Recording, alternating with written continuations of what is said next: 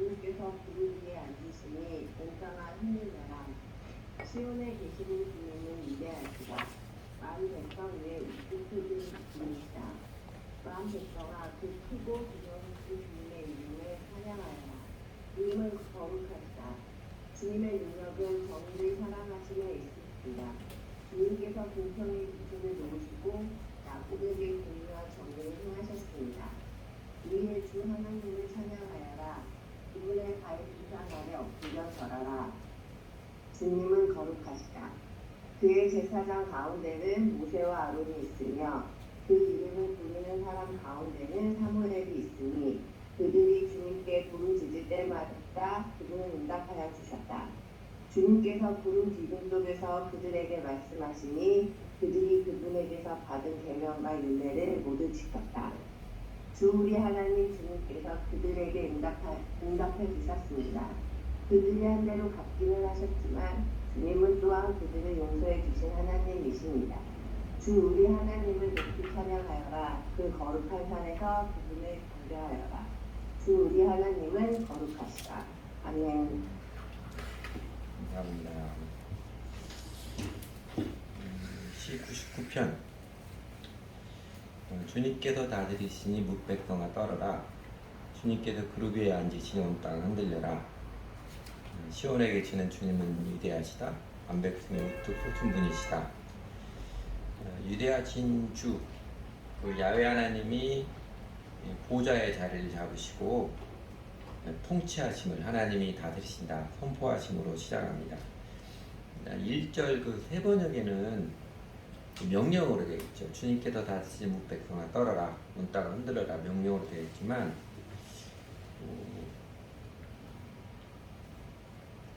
1절에 보시면 개역개정판에 보시면 여호와께서 다스리신 만민이 떨 것이요 보호하께서 그룹 사이에 자정하시니 땅이 흔들릴 것이로다. 서술형으로 되어 있습니다. 아마 의미적으로 보면 개역개정판의 의미가 더 타당하지 않을까 싶어요.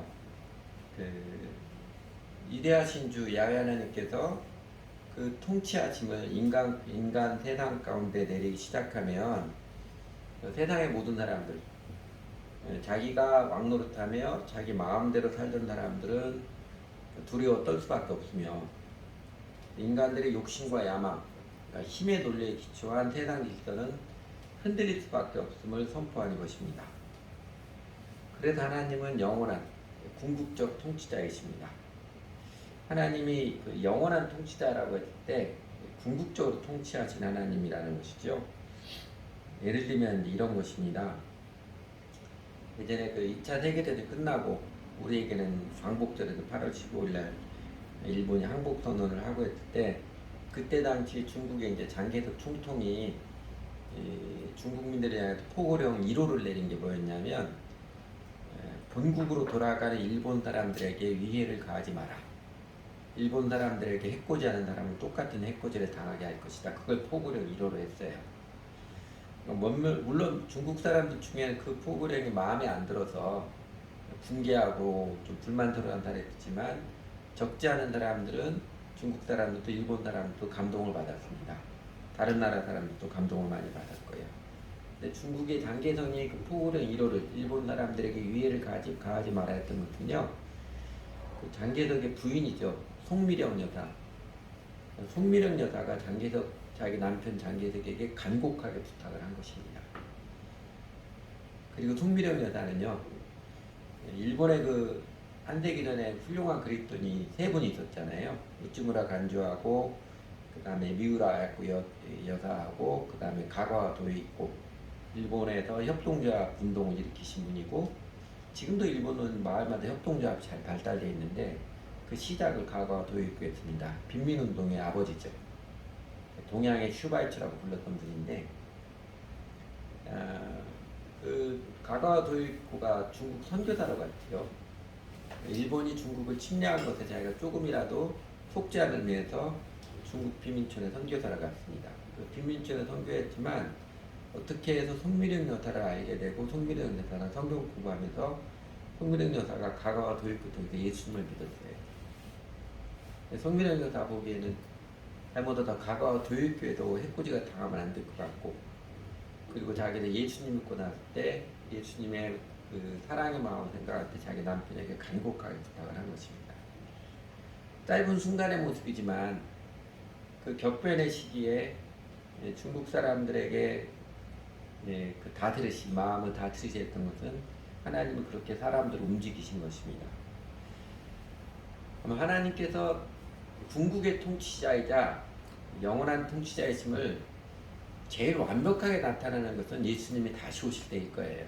그러겠죠? 예수님이 다시 오시면 그때 정말 하나님 나라 완성되는 때 하나님께서 온 역사를 거치면서 궁극의 통치자이심을 환하게 드러내실 것입니다. 그런데 지금까지 역사에서 하나님께서 영원한 통치자, 궁극적인 왕이심을 제일 명확하게 드러낸 역사의 증거는 저는 이것이라 여겨집니다.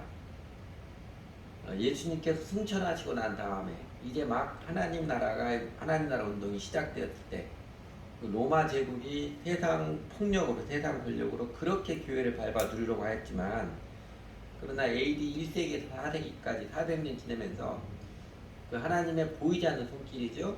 하나님의 통치가 결국은 로마를 기독교 국가가 되게 해버리는 그렇게 통치를 다스리셨습니다. 하나님은 그렇게 궁극적인 통치자, 영원한 통치자였습니다. 시편 99편은요, 제일 먼저 하나님께서 이렇게 영원한 왕이심을 선포하십니다. 제일 1절과 2절에서 영원한 왕이심을, 궁극적인 통치자이심을 선포하고, 그리고 찬양의 노래를 시작하지요. 그래서 이어서 제가 이렇게 빨간 줄 쳤던 것처럼 3절, 5절, 9절 거의 반복이지요. 거의 반복하면서 마치 후렴구처럼 주 하나님을 찬양하여라, 야훼 하나님은 거룩하시다, 이렇게 노래하지요. 거룩하다는 것, 그러니까 구별되다는 뜻인데, 사실 요 시편에서 거룩하다는 의미를 명확하게 강조하게 했던 것은 아닌 것 같아요.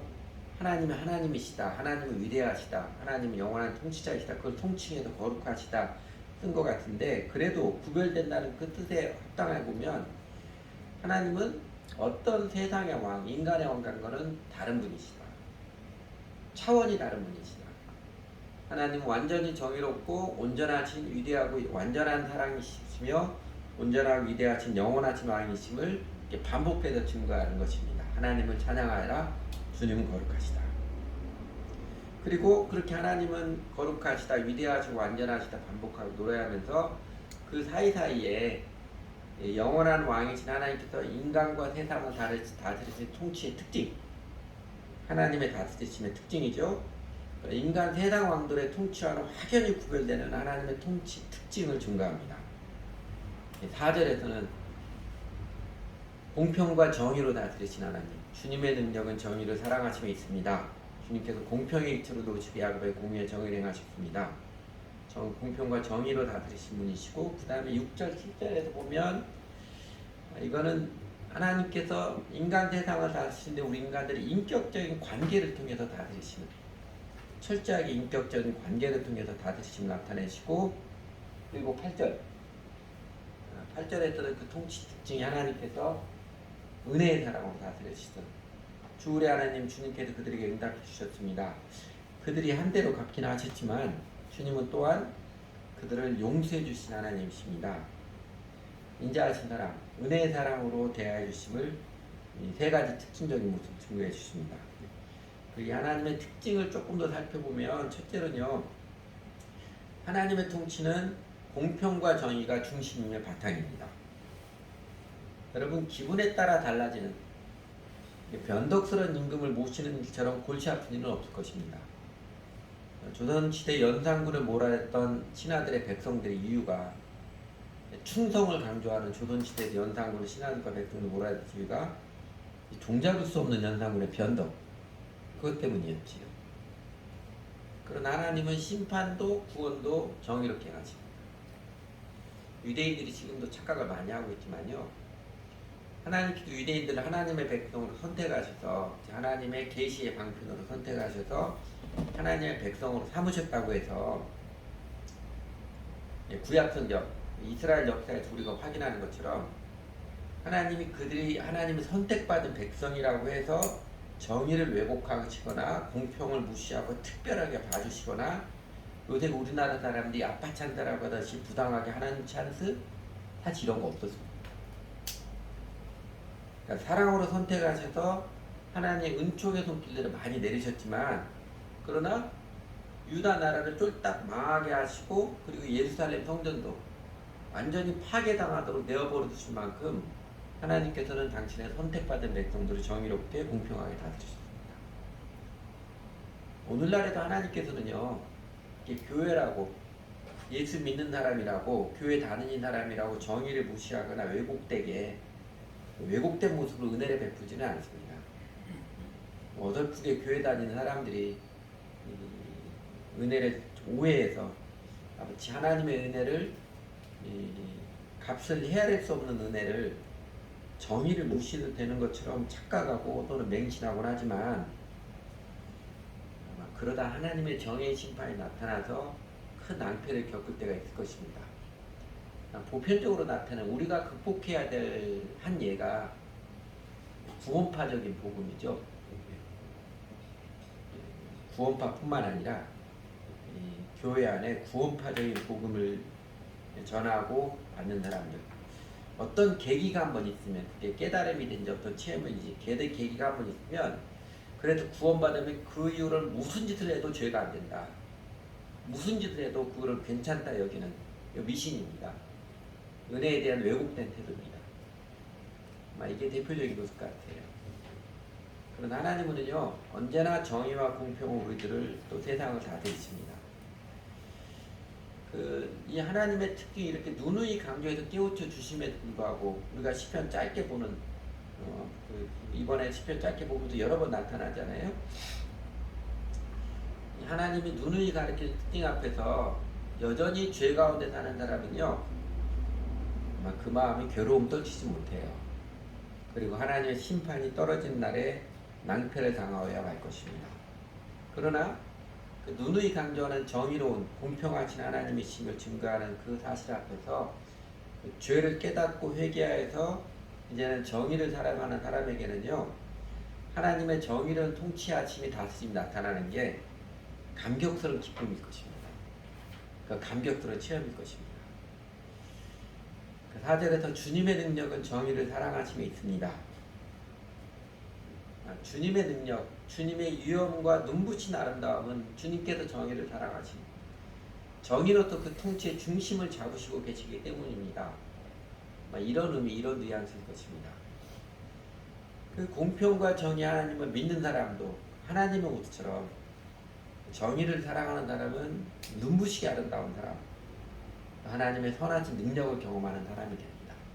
실제로 우리 주변에도 사실은 이 사람이 교회를 다니는 사람, 아니는 사람이든 자신의 이익을 초계처럼 여기고 정의를 행하는 사람 보면 감동을 받잖아요. 눈부시게 아름다운 인상을 받잖아요. 하나님께서 그런 분이시기에 하나님을 닮은 사람들, 그 사람도 존귀를 여기며 눈부신 아름다운 인생을 할 것입니다. 은근히 시편 기자도 이 시편의 노래를 듣는 사람들, 하나님 백성들에게 우리가 하나님 닮아야 되지 않겠습니까? 그 마음 전하고 있겠지요. 두 번째로 하나님은요, 우리 사람들을 인격적으로 관계하시며 통치하십니다. 하나님의 통치의 특징은요, 우리 사람들을 폭력적으로 대하시지 않고 인격적으로 관계하며 대하여 주신다는 것입니다. 6절, 7절에도 그런 내용이잖아요. 그의 제사장 가운데는 모세, 아론이 있으며 그 이름을 부르는 사람 가운데는 사무엘이 있으니 그들이 주님께 부르짖을 때마다 그분은 응답하여 주셨다. 주님께서 구름 기둥 속에서 그들에게, 이때는 이스라엘이 그들에게 말씀하시니 그들이 그분에게서 받은 계명과 율례를 모두 지켰다. 제사장, 그 제사장 역할은 하나님과 인간 사이의 중개, 화해하는 일이지요. 모세, 아론, 사무엘, 이 제사장들이 하나님께 기도할 때 하나님께서 듣고 응답하여 주셨고, 또 주님께서 구름 기둥 속에서 말씀하실 때, 하나님의 방법으로 말씀하실 때 그들은 듣고 주 하나님의 계명과 율법을 따랐습니다. 그러니까 일방적인 통보가 아니라 쌍방적인 대화를 하시면서 하나님께서는 이스라엘 민족을 다스리셨고 이끌어 오셨습니다.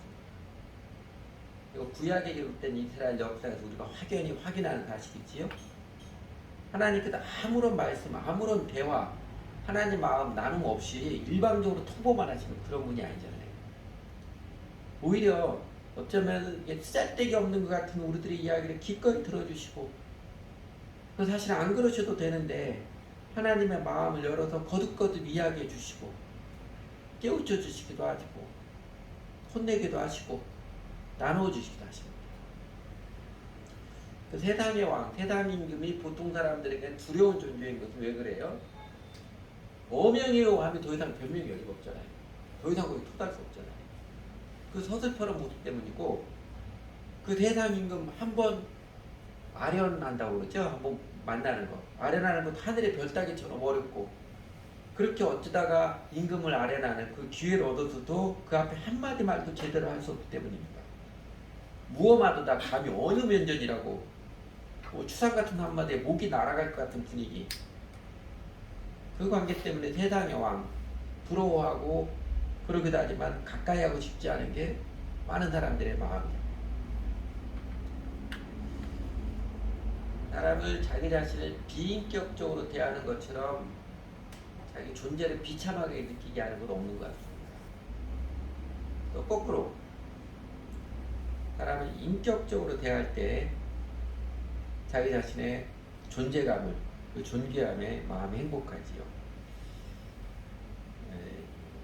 레스토랑에 가니까 어느 웨이터가 가족들이 왔는데 아버지, 어머니, 남자가 무엇을 정중하게 무엇을 드시겠습니까 물어본 다음에 그다음에 아직 꼬맹이 조그만 어른이라도 고개를 살짝 숙여서 손님은 무슨 음식을 좋아하시니까 웃으면서 물어보니까 이 어른이가 당황스럽고 화나게 웃는 거예요. 그리고 그보다 더 화나게 웃는 건 아버지, 어머니 모습이죠.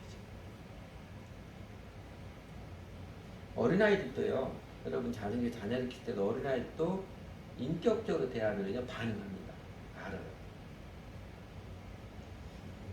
장영희 선생님 있었죠? 서강대 영문학과 교수셨던 분.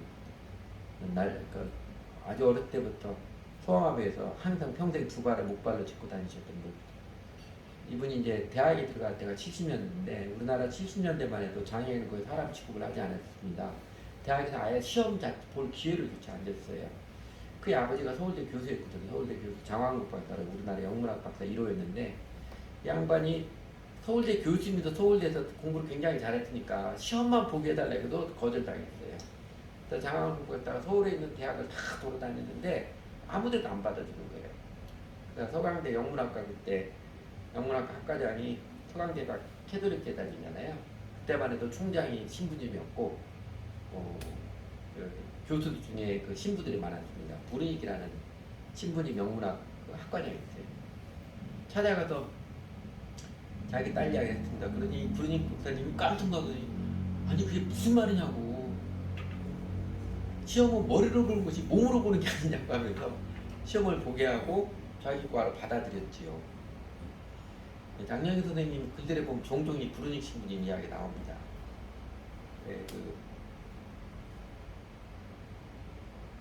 뭐라고 하더라? 일식백이라고 그러잖아요. 평생 살면서 한 명의 스승하고 10명의 정말 막역한 친구, 평생 동직한 친구, 그 다음에 100명의 지지자. 이러면 인생 참 잘 살았다고 세상 사람 그렇게 말합니다. 근데 장영희 박사님이 자기는 스승을 많이 만나서 보고 있다고 하지만 그 첫 번째로 꼽는 스승이 브루닉 신부입니다. 자기를 인격적으로 대해주신, 장애인이라고 모두가 멸시하는 사회 분위기 가운데서 신체 장애가 있다고 하지만 존귀한 존재로 대해주신 그거를 잊지 못합니다. 근데 여러분, 우리는 혹시 하나님을 비인격적으로 대하고 있지 않나요? 일주일 살면서 예배 시각에만 조금 얼굴만 보여주기만 하고 하나님 말씀에 대해서 아예 귀 닫고 마음은 굳게 갖고 있고 어쩌다 기도해도 그냥 일방 통보만 하는, 그러고 있지는 않나요?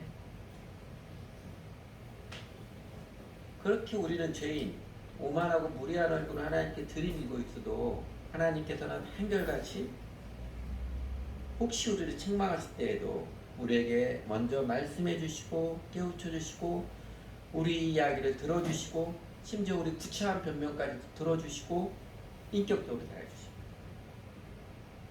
그렇게 우리를 존중해 주시며 인격적으로 대해 주신 모습에서 우리 영혼은 비로소 쉼을 누리고 잔잔한 기쁨을 누리고 사랑이 무엇인가를 배우게 되지요. 비로소 우리는 하나님을 또 다른 사람들과 사랑으로 인격적으로 함께 더불어 살아가는 마음을 배우고 있습니다. 그러므로 우리도 하나님께 인격적으로 응답하며 살아가야지 않겠습니까? 기도해 보십시오. 그리고 하나님의 말씀을 듣고 응답해 보십시오. 하나님과 인격적으로 사귀며 살아가 보십시오. 말씀과 기도로 하나님과 대화하며 그렇게 하나님과 인격적인 사귐을 읽으며 살아갈 때 시편 기자가 기뻐서 탄성을 외치며 외쳤던 것처럼 우리 안에 그 하나님의 은혜의 손길, 하나님 함께 하신 손길에 인하여 기쁨을 노래할 수 있습니다. 당당하게 세상을 이기며 살아갈 수 있는 그 감격을 노래할 수 있습니다. 그리고 우리도 비로소 다른 사람들에게 인격적인 사랑을 나누며 좋은 관계를, 인격적인 관계를 맺어가는 기쁨과 행복을 점점 더 익숙하게 경험해 갑니다. 하나님의 통치의 특징 세 번째는요, 하나님 우리를 인자한 사랑, 은혜의 사랑으로 대하여 주십니다. 8절에 그거죠. 주 우리 하나님 주님께서 그들에게 응답해 주셨습니다. 그들 이스라엘 백성들이죠. 그들이 한 대로 갚기는 하셨지만 주님은 또한 그들을 용서해 주신 하나님이십니다. 그들이 한 대로 갚기는 하셨지만 주님은 또한 그들을 용서해 주신 하나님이십니다. 성경 읽다가 피식 웃는 아주 재미있는 표현이기도 한데 그러나 매우 정확한 묘사이지요. 하나님께서 이스라엘 백성들을 그 공평과 정의로 다스려 주셨지만 그러나 그것이 전부다는 아닙니다. 하나님께서는 정의를 뭉개시지 않으면서도 우리 사람들에 대해서 인자한 은혜의 사랑, 용서를 베풀어 주셨습니다. 여기 아는 분들 많이 있겠지만 또 모르는 몇몇 분들을 위해서 이스라엘에 있는 그 박하나 선교사 영기 형제가 처음 예수 믿을 때 그 과정이 그랬잖아요.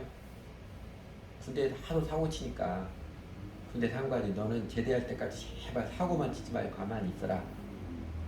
그래서 아무 일 안 시키고 제대 몇 개를 앞두고 그냥 내무반에 가만히 혼자서 지내도록 심심해서 할 일이 없으니까 그때 그의 형과 같이 신앙생활하던 형제들이 열심히 기도했습니다. 놓고 내 동생이 군대에서 사고 치지 않고 무사히 제대하고 예수 믿도록 해달라고 기도했었어요.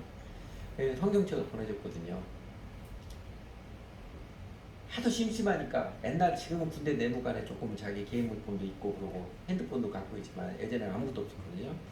성경을 읽기 시작했습니다. 내 구약 성경 쭉 읽어가면서 두세 번 읽어가면서 뭘 발견했어요? 이스라엘 백성들이 얼마나 그렇게 하나님을 배신 때리기 잘하는지. 근데 하나님께서는 이스라엘 백성을 선택하셔서 사랑하셔서 그렇게 은혜를 베푸시고 하시는데 이스라엘 백성 얼마나 많이 은혜를 왼수로 갚는지 배신 때리기 잘하는 이스라엘 백성들부터 자기 자신을 발견했습니다.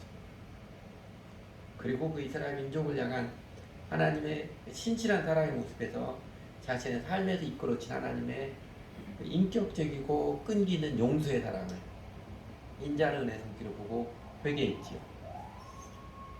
그래서 이스라엘 선교사를 갔어요. 그래서 유대인들 하나님 화목하도록 잘 일대로 되는 선교사를 갔죠. 여러분, 하나님은 오늘 우리들을 향하여서 그렇게 인자한 은혜의 사랑, 용서를 베풀어 주시지 않았나요? 이런 분이 있잖아요.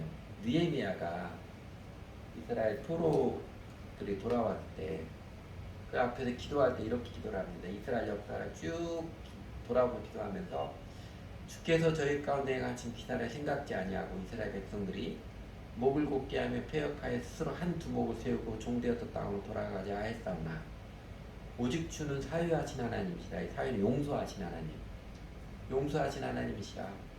은혜로우시며 긍휼히시며 더디 노하심 인자가 풍부하심으로 저희를 버리지 아니하셨나이다. 어쩌면 오늘 우리가 아직도 호흡하고 살아갈 수 있는 게 하나님께서 여전히 우리를 용서해 주시고 오래 참으시고 여전히 우리에게 회개할 기회를 주시는 그 자비하심 때문 아닌가요? 내가 살아온 꼬라지를 생각하면 거듭거듭 잃은 벌을 7번도 더 반복하게 뻣뻣한 목을 들이밀었던 생각을 하면 하나님이 당장 심판하셔도 아무런 변명할 수가 없는데 여전히 호흡하며 살아갈 수 있고 그럴 수 있으니 용서해 주시는 긍휼히 여기시고 인자가 풍부하신 하나님의 은혜의 사랑 때문이지요. 우리가 지난번에 봤던 시편 86편 15절에도 하나님 시편이 이렇게 고백하기를 그러나 주여 주는 긍휼히 여기시며 은혜를 베푸시며 노하기를 더디하시며 인자와 진실이 풍성하신 하나님이시오. 사유하시기를 용서하시기를 즐겨하시는 하나님이기 때문에 우리가 오늘도 호흡하며 살아갑니다. 인자한 사랑의 은혜 기꺼이 용서를 베풀어 주신 하나님께서 우리에게 뭘 기대하시겠어요? 이런 응답을 기대하십니다. 하나님께서 구하시는 제사는 상한 심령이라 하나님이여 상하고 통회하는 마음을 주께서 멸시하지 아니하시리라. 우리가 어떤 업적을 하기도 성취적이게 기대하시는 거 아니고요. 하나님 우리의 마음이 비로소 하나님의 인자하신 은혜의 사랑을 깨닫고 우리의 죄인된 속성들을 깨닫고 가난해진 심령, 애통하는 심령이 되기를 그래서 하나님 앞에 나와 하나님께 감격하며 찬양하고 하나님 그 사랑의 하나님 앞에 나와서 우리 사정들 아래로 기도하고 그렇게 응답하며 살아기를 기대하십니다.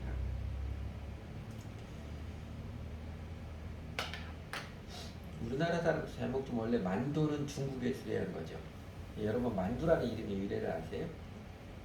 한자로 만두 만나고 머리두자 만두인데 원래는 오랑캐 만자에다가 머리두자였습니다. 오랑캐 머리라는 뜻이에요.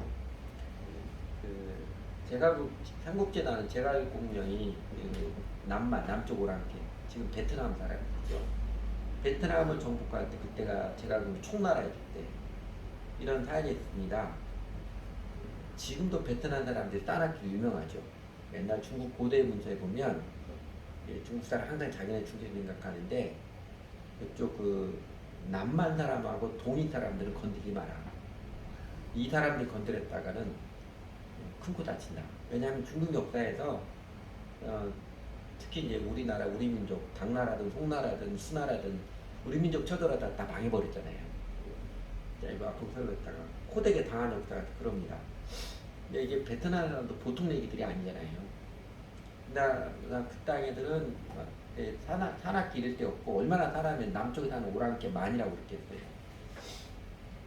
열대지방이라 맹수랑 독충이랑 풍토병이 많은 땅이라 그냥 힘으로 밀어붙여서 정복해봐야 그들은 또다시 반란을 일으킬 것이고 그러면 또다시 정복하기가 쉽지 않기 때문에 제가 분명히 생각하기를 남만을 물리적으로 굴복시키지 않고 진심으로 그 사람들의 마음을 얻어야 그 땅을 차지할 수 있다. 하나가 될 수 있다.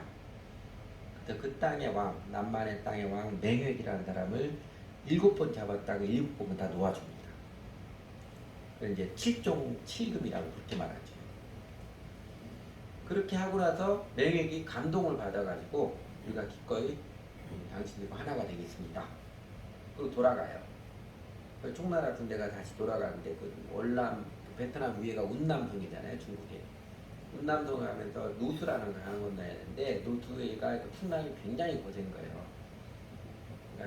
현지인들이 이야기하기는 남만 사람들의 피를 많이 흘려가지고 그 노수의 물귀신에게 사람 머리 한 49개를 바쳐야 그래야 노염이 풀려서 건너갈 수 있을 거라고.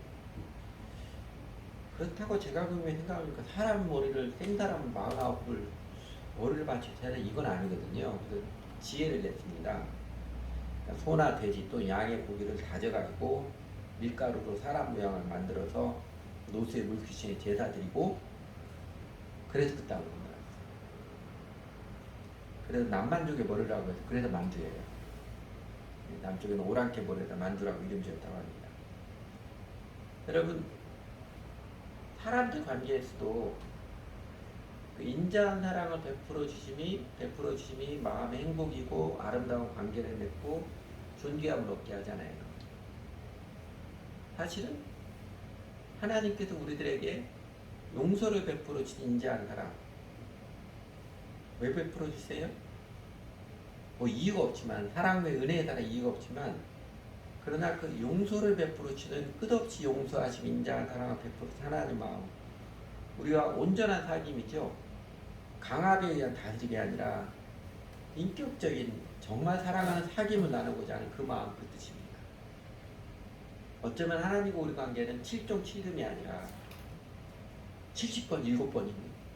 70번에 7번 그 이상의 용서와 인자를 베풀어 주신 하나님이십니다.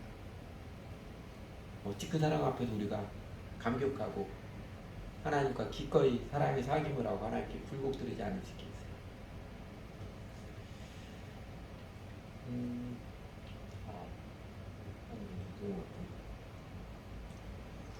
하나님께서는 이처럼 변덕이 아니라 정의로우심으로, 폭력이 아니라 힘으로 누르는 게 아니라 인자한 사랑으로, 그리고 우리를 인격적으로 관계하며 우리를 다스리시는 영원한 왕이시기에, 우리들의 좁은 머리로는 순간순간 우리들의 생각된 죄악된 생각, 이기적 마음에 치우치면 하나님께 불평하고 하나님 원망하고 하나님께 막 따지고 싶을 때도 있지만, 그러나 우리도 가만히 지나온 우리들의 인생을 살아보면, 또 역사를 생각하면 그 좋으신 하나님, 언제나 사랑으로 참된 것을 행하여 주신 하나님 좋고, 그래도 우리가 하나님께 찬양과 경배를 드리고 예배를 드리고 하는 것이지요. 그리고 우리도 그 좋으신 하나님을 시편 기자처럼 선포를 하는 것이죠. 하나님을 찬양하라, 하나님을 경배하라, 그분이 거룩하신 분이시다, 그분은 정말 좋으신 분이시다, 증거하고 선포하는 것이죠. 사람에게는요, 영원한 통치자, 절대자에 대한 향수가 그 마음에 배어 있습니다. 그 전도서에서 하나님 때를 따라 모든 것을 아름답게 지으실 때 사람에게는 영혼을 사모하는 마음을 주셨느니라. 그 영혼을 사모하는 마음을 주셨다고 했는데, 그 영혼을 사모하는 인간의 영혼은요, 잃어버린 하나님에 대한 향수, 인간이 거역해서 하나님 잃어버렸지만 그 하나님의 향수, 그래서 정말 아름답고 훌륭한 임금님, 내가 기꺼이 충성을 다해서 따르고 싶은 그 임금님을 모시고 싶은 열망이 본성에 있습니다. 어쩌면 오늘 사회학적 분석을, 오늘날 청소년들이 아이돌을 두고 살아가잖아요. 그리고요, 사회심리학자들 말에 이 청소년이 뭐 탤런트든 스포츠 선수든 그 자기가 좋아하는 아이돌이 하나 둬야 정서적으로 조금 더 안정이 된대요. 아마 그런 현상도 인간의 영혼에 그 영원한 왕을 모시고 싶어하는 영혼의 향수를 알 수 있습니다. 물론 그렇게 탤런트나 스포츠든 아이돌 뒀다가 깨지고 아프고 또 반복하지요. 그러다 아이돌 바꾸고 뭐 그러고 하지요. 그리고 이제 영국이나 일본이나 태국, 민주주의가 많이 발달한 나라를 할지라도 또 때로는 그 왕족들이 별별 희한한 모습 다 보이잖아요. 정말 쪽팔리는 모습 많이 보인다 할지라도, 그래도 그 나라 사람들의 마음에 보편적인, 그래도 왕이 있어야 된다, 왕은 없애지 않습니다. 왜 그래요? 우리 세상은 지금 국가 단위로 돌아가니까 왕이 상징적으로 있어야 마음이 유한이 되고 평온한 것처럼 느끼기 때문에 양면성이 다 있죠. 지금 긍정적으로 보면 진정한 왕을 모시고 싶어하는 인간 영혼의 본연의 갈망이 인도하고, 또 부정적으로 보면은요, 짝퉁으로 대리만족을 취하고자 해서 우리 영원한 왕이신 하나님을 찾지 못하는 안타까운 모습들이 합니다. 그런데 역사상 아무리 훌륭한 왕이라 할지라도 인간 임금에게는 한계가 있습니다. 한계 정도가 아니죠. 다 부족한 인간들 뿐이시죠. 영국 사람들이 최고의 왕으로 꼽는 사람은 제임스 5세입니다. 100년 전쟁으로 승리도 있고 프랑스 정복한 왕. 중국 사람들의 최고의 태평성대를 이끈 왕이 누구냐? 요순시 때는 거의 전설에 가까운 기록이고요. 실제 있었는지 없었는지 잘 모르는 때고, 문경치질을 이끈 세대, 문경치질을 이끈 세대, 한나라 5대 임금 한문제 때입니다. 한문제, 그 다음에 그 아들 경제 때인데, 그래서 중국의 정치가들은요, 그 위로 왕들은 내가 정치를 잘한들 한 문제만큼 할 수 있겠는가, 항상 이런 말을 했다고 합니다. 범접할 수 없는 사람이라고 그러죠. 우리나라에서 최고의 선왕을 꼽히는 왕은 아마 단연 세종대왕이죠. 이 사람들은 아무 훌륭한 임금이라 할지라도요. 그러나 그들의 삶과 통치의 모습 내면을 다 보면은요. 자신들의 인간적인 승질, 호불호에 따라서 정의를 왜곡하고 그에 따라서 신하와 백성들이 까닭없이 애를 먹었던 일들 다 있었습니다. 사실은 많았습니다. 심지어는 그런 왕처럼 통치자가 아닌 위대한 성자라고 칭송을 받는 사람들의 삶에도요. 누구에게나 그 위대한 성자라는 사람들 누구에게나 좀 이상한 이해가 안 되는 이상한 모습들이 있습니다. 역사상 예수님을 제일 닮은 사람이라고 손꼽히는 그 아치트 성자 프란시스 있잖아요. 프란시스는 돈에 관한 과도하게 민감한 결벽적 태도 때문에 제자들이 종종 시험에 두고 애를 많이 먹고 그랬습니다. 석가모니도 그 이상한 모습 때문에 제자들이 아주 고노고 치르고 있잖아요. 그러나 하나님의 통치는요, 인간 임금의 통치와 그 퀄리티, 질이 다릅니다. 성격이 다르죠. 하나님이 개인의 인생에 또 세상 역사에 개입하셔서 그 완전한 정의와 온전한 은혜의 사랑을 인격적으로 베풀어 주시며 그 다스림의 손길을 나타내실 때 죄인들은 두려워 떨겠지만 하나님의 백성들, 심령이 가난한 사람들은 그 완벽하신 손길에 감탄을 하고 무한한 사랑과 경배의 마음을 고백하게 되며 그래서 하나님을 찬양하고 하나님을 기뻐하지요. 그 하나님의 통치 최고의 결정이 뭐예요? 하나님의 아들이신 예수 그리스도의 이 땅에 내려오신 성육신입니다. 예수님께서 이 땅에 내려오셔서 사랑과 정의의 삶을 사시고 십자가에 달려 죽으신 후 사흘 만에 부활하시고 승천하신 그 하나님의 인간의 역사 가운데 개입, 이 땅에 하나님 나라를 시작한 아주 조용하지만 위대한 시작을 하신 그 성육신 말입니다. 예수님, 하나님이 우리 이런 말씀 같이 의와 공의가 주의 보좌의 기초라 인자함과 진실함이 주를 앞세행하나이다. 시편 89편 14절인데 하나님이 이렇게 정의와 공의로 보좌의 중심을 잡으시고 언제나 인자와 진실을 앞세행하시는 이런 분이심을 인간의 몸을 입은 삶을 통해서 유감없이 보여주셨고 예수님 당신 자신도 우리 한 사람 한 사람 심지어 당시 사회에서는 모두가 멸시하는 사람 취급받아서 세리와 죄인 그 한 사람한테 인격적으로 대하시며 요한복음 8장 가늠하다 현장에서 잡힌 여인에게 너희 중에 죄 없는 자가 먼저 돌로 치라. 나도 너를 정죄하지 않으니 이렇게 말씀하시듯이 완벽하게 사랑으로 참된 것을 행하시고 가르쳐 주셨습니다. 그 사랑과 정의의 실현, 역사적 결정이 십자가와 부활입니다. 그렇게 예수 그리스도를 통하여서 하나님께서 하나님의 완전한 정의와 온전한 사랑의 은혜를 베풀어 주셨기에 그래서 오늘 우리가 죄가 용서받는 기쁨과 감격을 노래하고 우리의 왕이신 주 예수님께 충성을 드리며 살아가기를 즐거워하고 그래도 우리는 하나님을 찾아가고 하나님께 경배를 드리며 그 좋으신 하나님 이웃들에게 전하며 선포하며 살아가는 것이지.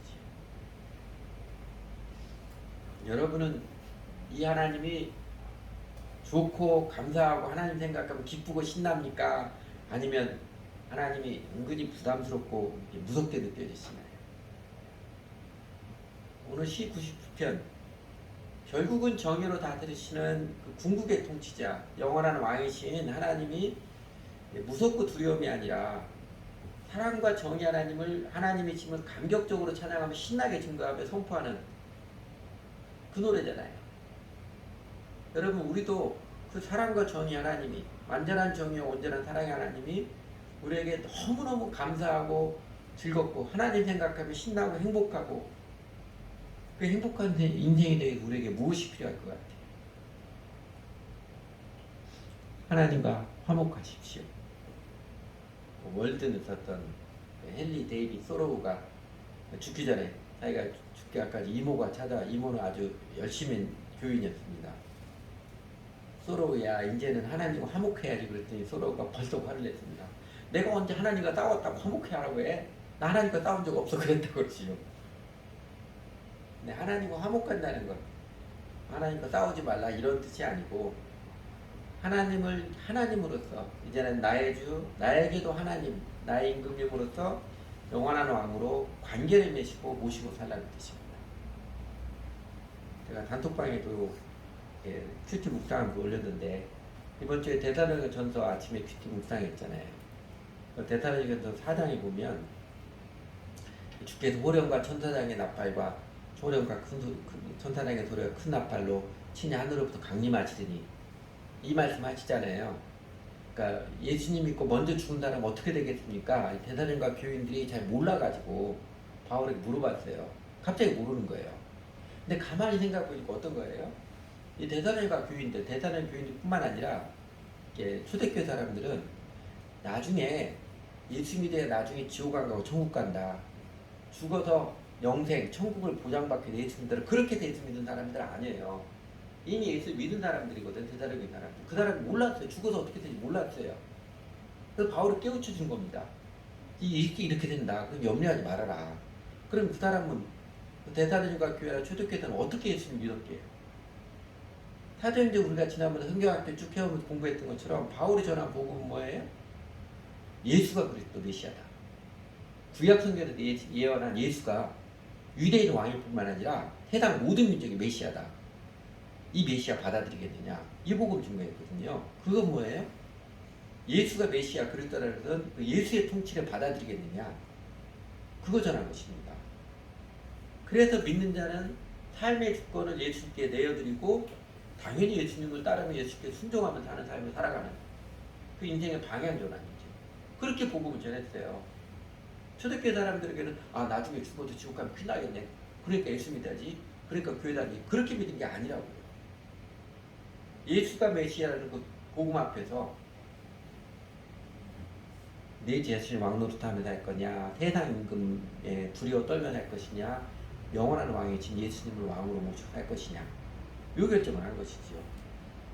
그러니까 로마서에 보면, 로마서 14장 7절 8절에 보면 바울이 로마 교인들에게 그렇게 합니다. 우리 중에 자기를 위해 사는 자가 없고 자기를 위해 죽는 자가 없도다. 우리가 살아도 주를 위해 살고 죽어도 주를 위해 사나니 우리는 하나 죽으나 주의 것이다. 이게 목사들에게 한 이야기 아니고요. 선교사 지망생들에게 아니고 로마에서 예수를 믿는 사람 교인들 전체에게 한 얘기예요. 아주 자연스럽고 당연하게. 우리가 예수 믿으면서도 이제는 우리가 다 예수를 위해 사는 사람들 아니냐. 예수를 믿으면서 우리는 우리 자신을 사는 거 포기하고 이제는 예수님 믿고 예수님의 보호하심과 함께하심 믿고 예수님에 살아가는 사람 아니냐. 아주 자연스럽게 얘기합니다. 그처럼 예수를 믿는 것은 예수님께 내 마음과 인생의 주권을 양도해드리는 것입니다.